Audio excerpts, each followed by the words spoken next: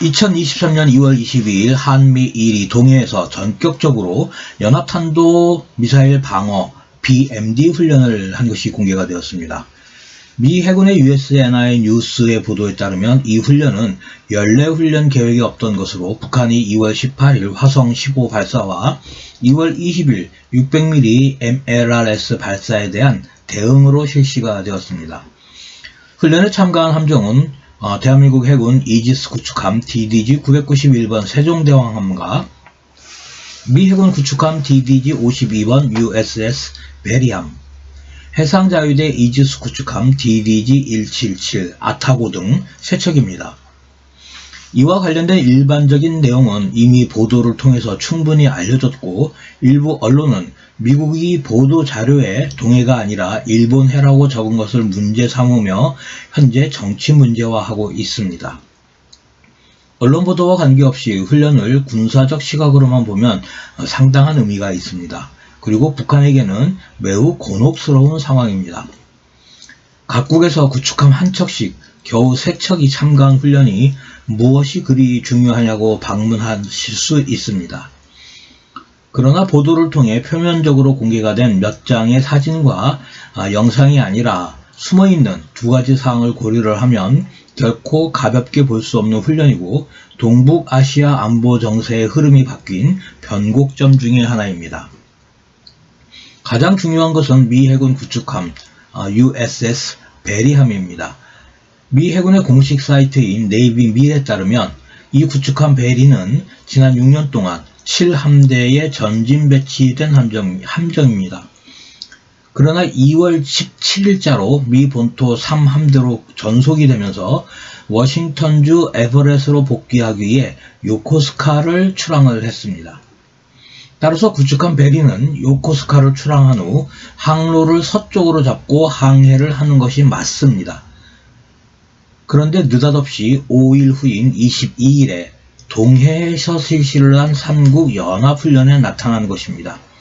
미 본토가 있는 서쪽으로 가야 할 구축함이 정반대 방향인 동쪽인 한반도 동쪽의 동해에 나타난 것입니다. 도대체 무슨 상황일까요? 미 해군의 발표가 잘못된 것일까요? 아니면 훈련에 참가한 미 구축함의 이름이 잘못 발표된 것일까요? 몇 번을 확인을 하고 공개된 사진을 자세히 보아도 동해 3국 훈련에 참가한 구축함은 베리함이 맞습니다. 한미일 3개국의 연합 탄도미사일 방어 훈련을 했다며 대대적으로 공개를 했는데, 훈련에 참가한 구축함이 미 본토로 복귀를 해야 하는 함정이라니 상당히 황당한 이야기가 됩니다. 탄도미사일 방어 훈련은 향후에도 이 작전 지역에서 지속적으로 활동을 해야 할 함정이 참가하는 것이 훈련의 결과가 유지가 되고 그 효과도 있는 것입니다. 그런데 현 상황은 미 본토로 복귀할 함정이 3국 연합훈련에 참가했기 때문에 이것을 어떻게 해석하느냐라는 문제가 발생을 합니다. 우선 구축함 베리의 움직임을 생각해 볼 필요가 있습니다.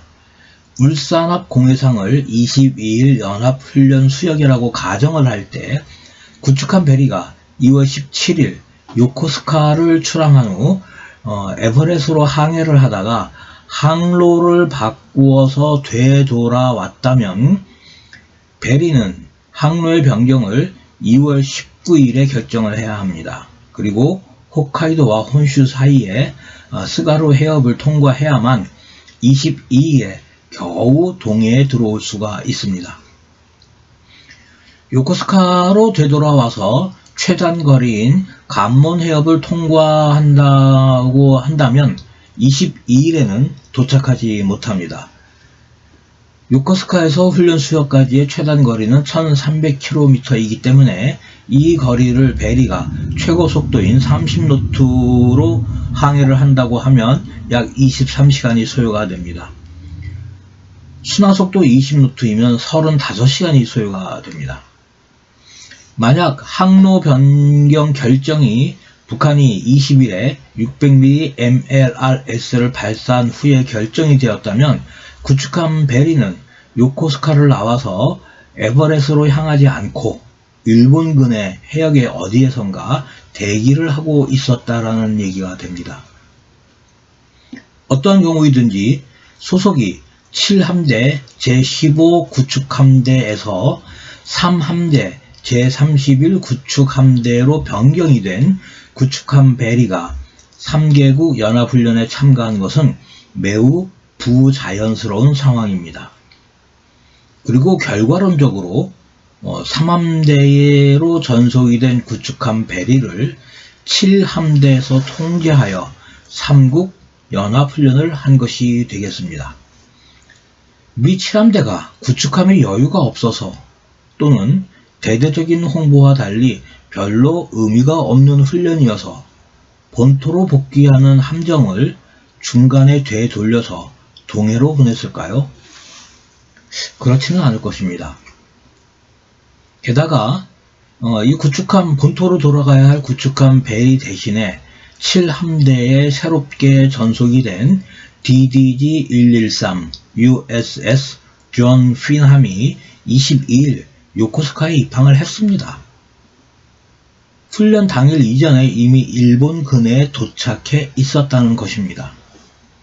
훈련 일정을 하루나 이틀 연기하거나 존 핀함의 항해 속도를 높이거나 훈련 해역을 조정을 하면 앞으로 6년 동안 7함대에서 임무를 수행을 할 존 핀함이 미국으로 돌아가야 하는 베리함 대신에 연합훈련에 참가할 수 있음에도 7함대는 그렇게 하지 않았습니다.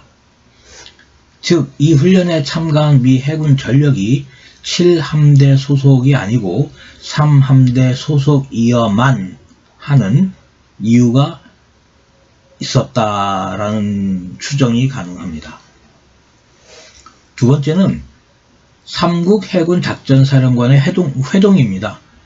7함대의 발표에 따르면 동해에서 3국 구축함이 해상 기동을 하는 바로 그 시간 미 7함대 사령관 칼 토마스 중장과 한국 해군 작전사령관 김명수 중장, 해상자위대 자위함대 사령관인 사이토 사토시 중장 등 3명은 7함대의 기함인 LCC-19원 USS 블루리지에서 3국 간의 작전의 효율성을 높이기 위한 회의를 진행을 하고 있었습니다.